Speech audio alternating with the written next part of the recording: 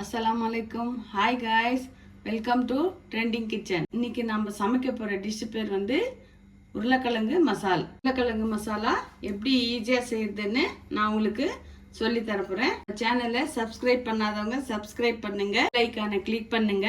வாங்க வீடியோக்குள்ள போகலாம். மசாலா செய்யறதுக்கு தேவையான பொருட்கள் என்னென்னு பார்க்கலாம். முதல்ல 2 பெரிய சைஸு உருளைக்கிழங்கு, கடுகு 1 டேபிள் ஸ்பூன், உளுத்தம்பருப்பு 1 டேபிள் ஸ்பூன், சீரகம் 1 டேபிள் ஸ்பூன், 1/2 டேபிள் ஸ்பூன் மஞ்சள் தூள், கொஞ்சம் பாசிப்பருப்பு 2 டேபிள் ஸ்பூன், பச்சை மிளகாய் 4, கடலைப்பருப்பு 2 டேபிள் ஸ்பூன், சைஸ் தக்காளி 1, 2 பெரிய வெங்காயம், கொஞ்சம் கொத்தமல்லி, தேவையான அளவு உப்பு.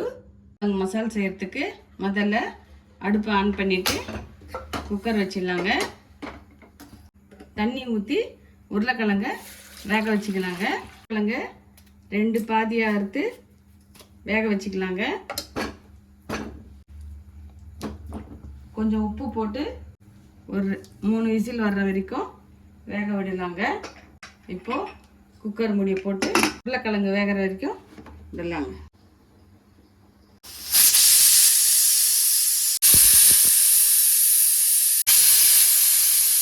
மூணு விசில் விட்டாச்சுங்க. இப்போ அடுப்பு ஆஃப் பண்ணிடலாம். இப்போ குக்கரை ஓப்பன் பண்ணி பார்க்கலாங்க.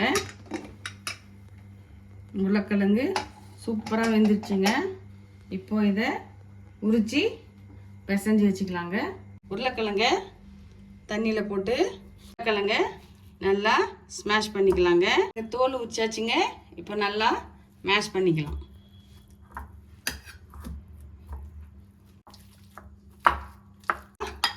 மேஷ் பண்ணலாங்க. நல்லா மேஷ் ஆயிடுச்சுங்க. இப்போது மசால் செய்யலாங்க.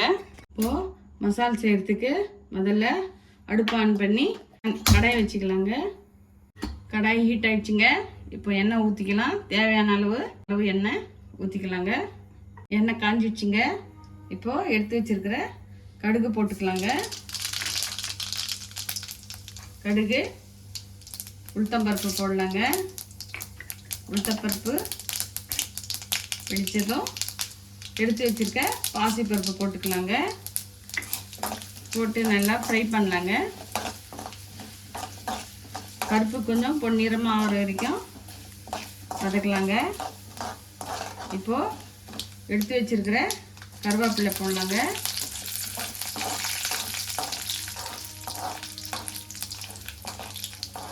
கொஞ்சம் நல்லா வதங்கட்டுங்க. இப்போது சீரகம் போடலாங்க. சீரகம் வெடிஞ்சதும் இப்போது பச்சை மிளகாய் போடலாங்க. பச்சை மிளகாய் போட்டு நல்லா வதக்கலாங்க. இப்போது வறுத்து வச்ச பெரிய சைஸு வெங்காயம் 2 வெங்காயம் போடலாங்க. வெங்காயம் கொஞ்சம் வதங்கட்டுங்க. வெங்காயம் வதங்கின பின்னாடி இப்போ நம்ம எடுத்து வச்சிருக்கிற மஞ்சள் தூள் போடலாங்க. மஞ்சள் தூள் போட்டு வதங்கின பிற்பாடு வெங்காயம் வதங்கிடுச்சுங்க. இப்போது எடுத்து வச்சிருக்கிற தக்காளியை போடலாங்க. தக்காளி கொஞ்சம் நேரம் அப்படியே வதங்கட்டுங்க. நம்ம சேனலை சப்ஸ்கிரைப் பண்ணாமல் பார்த்துட்டு இருக்கிறீங்க, சப்ஸ்கிரைப் பண்ணுங்க.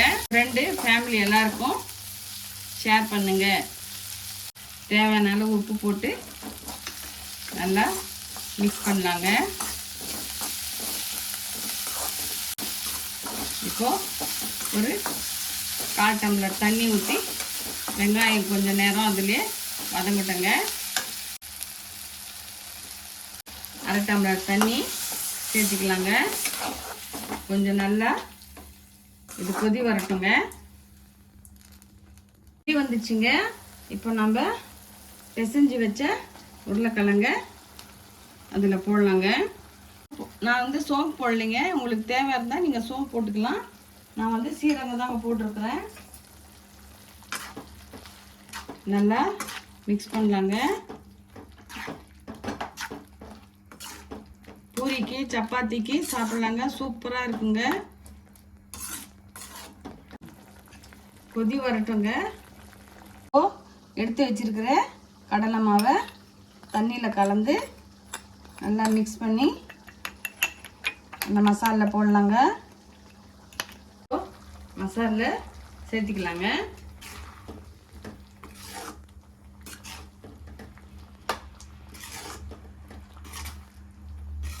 கிரேவி பதத்துக்கு வருங்க, நல்லா சூப்பராக இருக்குங்க.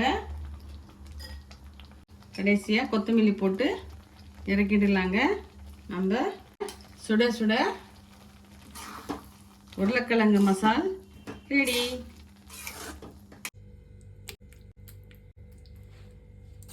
இப்போ மசால் ரெடி ஆயிடுச்சுங்க. பூரி கூட சாப்பிட்டீங்கன்னா சூப்பராக இருக்குங்க. சமைச்சு பார்த்துட்டு எப்படி வந்திருக்குன்ட்டு கமெண்ட் பண்ணுங்க. சேனலை சப்ஸ்கிரைப் பண்ணாதவங்க சப்ஸ்கிரைப் பண்ணுங்க. பெல் ஐக்கானை கிளிக் பண்ணுங்க. நெக்ஸ்ட் வீடியோவில் சந்திக்கிறேன். ஓகே, பாய்.